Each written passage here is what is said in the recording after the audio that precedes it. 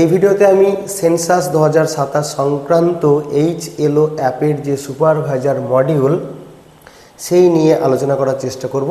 প্রসঙ্গত বলে রাখি যে এটি কোনো অফিসিয়াল ভিডিও নয়, তাছাড়া আমি একজন এনুমারেটর মাত্র। সুপারভাইজার অ্যাপে কি কাজ করছে সেটা জানার কৌতূহল থেকেই কিন্তু এই ভিডিওটি তৈরি করা।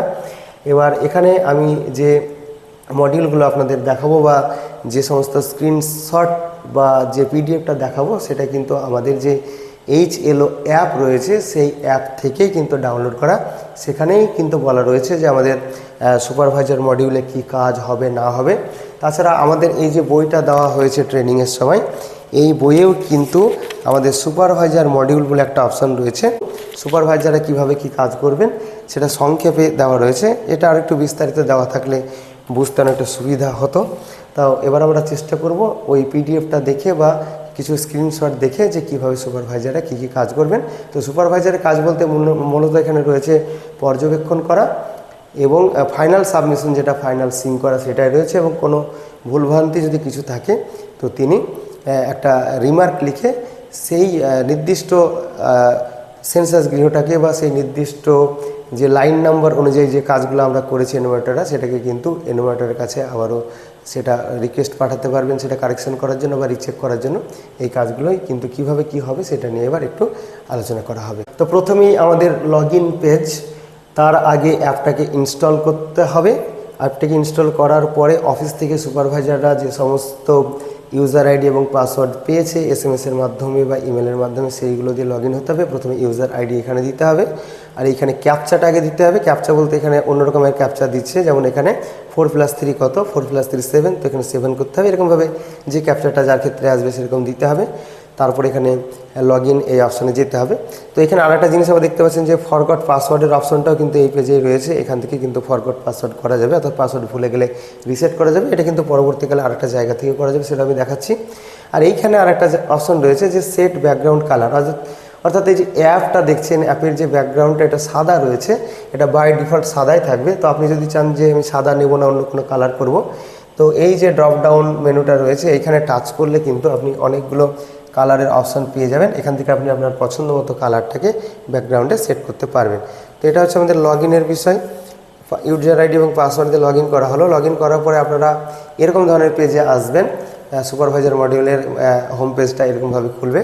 তো এইখানে এই যে 3টি দাগ রয়েছে, এইখানে যদি টাচ করা যায় তাহলে আমাদের কিন্তু এরকম ধরনের পেজে নিয়ে আসবে।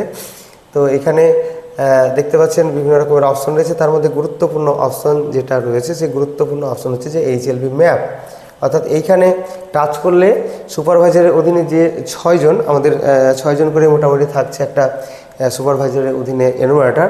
তো সেই এনুমারেটরদের যে ম্যাপটা দেওয়া হয়েছে HLB ম্যাপ, ওই 6টা ম্যাপ মানে পুরোটাই কিন্তু এখানে সুপারভাইজার দেখতে পাবে, মানে এটা ডাউনলোড করতে পারবে এই অপশন থেকে। এই অপশানে গেলে পরে আরও দুটো অপশান পাবে, একটা হচ্ছে ডাউনলোড করা এবং একটা ভিউ করা। প্রথমবার ডাউনলোড করে নিতে হবে, তারপরে ম্যাপটাকে ভিউ করতে পারবে। আর এখানে FAQs রয়েছে, ফ্রিকুয়েন্টলি আস্কড কোয়েশ্চেন, বিভিন্ন রকমের প্রশ্নোত্তর এখান থেকে পাওয়া যাবে। আরও অপশন রয়েছে এখানে পাসওয়ার্ড চেঞ্জের অপশন যেমন রয়েছে, তারপরে ফরগট পাসওয়ার্ড, অর্থাৎ পাসওয়ার্ড ভুলে গেলে সেটা আপনাদের রিসেট করার অপশনও রয়েছে। এখানে লগ আউট রয়েছে, হেল্প রয়েছে। হেল্পে টাচ করলে পরে একটা PDF দিয়ে দেবে, সেখানে কিন্তু বিভিন্ন রকমের নির্দেশাবলী দেওয়া রয়েছে। এবং আমি যে স্ক্রিনশটটা বা PDFটা দেখাচ্ছি এটাও কিন্তু আমার ওই যে এনুমারেটর মডিউল রয়েছে সেখান থেকে কিন্তু এটা ডাউনলোড করা। তো এই পেজ থেকে আমি বেরিয়ে গেলাম। বেরিয়ে যাওয়ার পর এবার মূল যেটা কাজ সুপারভাইজারের, তো সেটা দেখতে পাচ্ছেন এরকম ধরনের ইন্টারফেস খুলবে। তো তার মধ্যে রয়েছে যে এনুমারেটরস অ্যান্ড HLB লিস্ট। তো সাধারণত যে 6 জন এনুমারেটর রয়েছে একটা সুপারভাইজারের অধীনে, তো তাদের নাম যদি দেখতে চাওয়া যায় তো এইখানে যে ড্রপডাউনটা রয়েছে এখানে টাচ করলে পরে সেই 6 জন বা 7 জন বা 5 জন যে কজন এনুমারেটর রয়েছে সুপারভাইজারের অধীনে তাদের তালিকা এখানে দেখাবে। তো যে এনুমারেটরের কাজ দেখতে চাইছেন বা যে এনুমারেটরের কাজগুলোকে দেখার পরে সেগুলো ফাইনাল সাবমিশন করতে চাইছেন, তো এই ড্রপডাউন মেনুতে টাচ করে সেই নির্দিষ্ট এনুমারেটরকে এখান থেকে বেছে নিতে হবে। তারপরে এখানে আরও একটা অপশান রয়েছে সিলেক্ট HLB, অর্থাৎ হাউস লিস্টিং ব্লক সিলেক্ট করা। তো এখানে টাচ করলে যে সমস্ত HLBগুলো আপনার অধীনে একজন সুপারভাইজার হিসেবে আপনার অধীনে রয়েছে সেগুলো দেখতে পাবেন। তো সেটা এখান থেকে সিলেক্ট করে নিতে পারবেন। তারপরে গেট HLB ডিটেলস, এই যে অপশানটা রয়েছে এই অপশানে আপনাকে টাচ করতে হবে। এইখানে টাচ করার পরে অ্যাপটি নিয়ে যাবে এরকম একটা পেজে, অর্থাৎ যে এনুমারেটরকে সিলেক্ট করা হলো সেই এনুমারেটরের লোকেশন বা তার পুরো ডিটেলস এখানে দেখাবে, একদম রাজ্য থেকে শুরু করে তার HLB পর্যন্ত এখানে তার নাম এবং কোড সব কিছুই কিন্তু এখানে পাওয়া যাবে। তারপরে এবারে এর নিচে আরও অপশন রয়েছে, দেখতে পাচ্ছেন যে click to check the record check করার জন্য এখানে ক্লিক করতে হবে। আর view summary of census houses, অর্থাৎ নিচেরটার কথা আগে বলি, যদি view summary of census house এই অপশনে যদি টাচ করা যায় তাহলে ওই যে নির্দিষ্ট এনুমারেটরকে এখানে সিলেক্ট করে নিয়েছি বা বেছে নিয়েছি, তার অধীনে কি কি কাজ হয়েছে, কতগুলো বাড়িতে কাজ, কতগুলো হাউসহোল্ডে কাজ হয়েছে, কতগুলো কি ধরনের পরিবার রয়েছে, মানে টোটাল ডিটেলস এখানে পাওয়া যাবে, যেটা আমরা কিন্তু আমাদের এনুমারেটর মডেলেও একটা ভিউ সামারি অপশনে পাচ্ছি। তো এটা কিন্তু এখানেও পাওয়া যাবে। আর উপরে যে অপশনটা রয়েছে যে click to check the record, সুপারভাইজারদের মেন কাজটা কিন্তু এই অপশানে গিয়েই করতে হবে।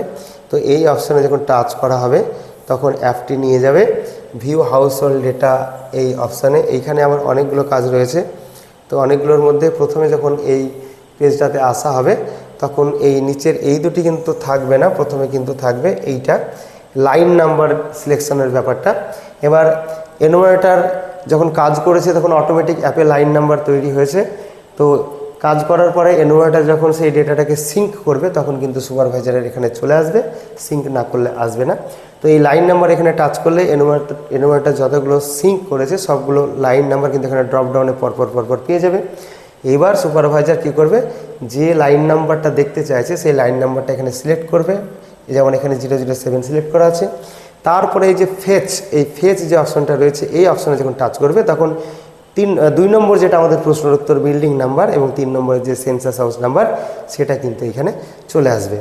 এবার এইখানে যখন চলে আসবে তখন যদি সুপারভাইজার চায় যে ওই যে 34টি প্রশ্ন যে উত্তরগুলো করা হয়েছে সেইগুলো দেখতে, তখন কি করতে হবে, তখন এই যে জায়গাটা রয়েছে যে ভিউ অলরেডি ফিল ডেটা, এই যে অপশনটা রয়েছে এইখানে কিন্তু টাচ করতে হবে।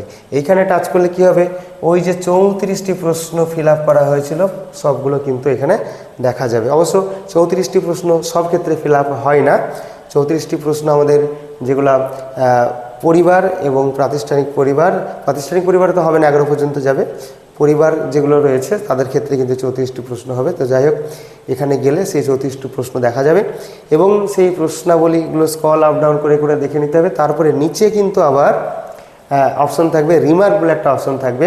তো যদি সুপারভাইজার দেখেন যে এই লাইন নাম্বার বা এই গৃহটায় কিছু একটা ভুলভাল হয়েছে, যদি কোনো অসঙ্গতি ধরা পড়ে, তাহলে ওই রিমার্ক অপশনটাতে যখন টাচ করবে, রিমার্ক অপশনে টাচ করার পরে এরকম ধরনের পপ আপ খুলে যাবে।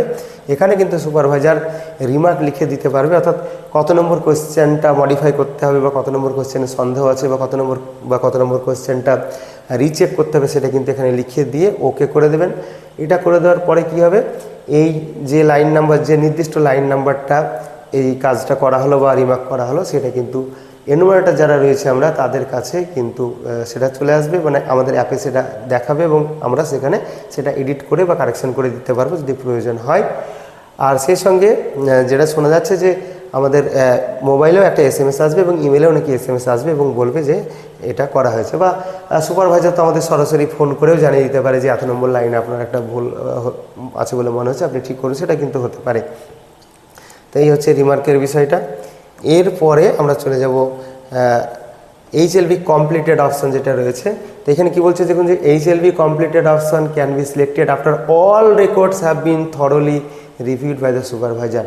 সুপারভাইজার যখন সমস্ত রেকর্ডগুলো একদম পুঙ্খানুপুঙ্খভাবে রিভিউ করবে, তারপরে এই যে অপশনটা রয়েছে যে ইজ দিস HLB কমপ্লিটেড, এইখানে যখন টাচ করবে তখন কিন্তু এখানে একটা টিক চিহ্ন নিয়ে নেবে, তারপরে এইখানটায় একটা সিগনেচার করতে হবে সুপারভাইজারকে, সেটা আঙুল দিয়ে টাচ করে করে করতে হবে। এবং এটা কখন করবে, যখন কোনো একটা যে HLBটাকে বেছে নেওয়া হয়েছে সেইটার সম্পূর্ণ কাজগুলো, মানে সম্পূর্ণ ফর্মগুলো যখন দেখা হয়ে যাবে তখন কিন্তু এটা করতে হবে। আর তার আগে এনুমারেটরকে অবশ্যই যখন ফাইনাল সাবমিশন করবে, এনুমারেটর সমস্ত কাজগুলো করার পরে আমাদের এনুমারেটর মডিউলের নিচে ডান দিকে যে অপশনটা রয়েছে সেইখানে যখন আমরা ফাইনাল সাবমিশন করে দেবো, HLB কমপ্লিট সার্টিফিকেট সেখান থেকে করে দেবো, তারপরেই কিন্তু এটা সুপারভাইজার এই জায়গাটা করতে পারবে। এবারে তারপরে এখানে সেভ অ্যান্ড সিঙ্ক এই অপশানটা যখন করবে তখন কিন্তু এটা পুরোটা সাবমিট হয়ে যাবে এবং সেটা তার যে ঊর্ধ্বতন কর্তৃপক্ষ রয়েছে সুপারভাইজারে তার অধীনে হয়তো চলে যায়। প্রসঙ্গত বলে রাখি, এটি কোনো অফিসিয়াল ভিডিও নয় এবং আমি একজন এনুমারেটর মাত্র। আমাদের HLO অ্যাপের যে এনুমারেটর মডিউল রয়েছে সেখান থেকে আমি যে পিডিএফটা পেয়েছিলাম সেখানেই কিন্তু রয়েছে এই সুপারভাইজারের কাজ নিয়ে একটু লেখালেখি, তো সেইটাই আমি এখানে একটু আলোচনা করার চেষ্টা করলাম মাত্র।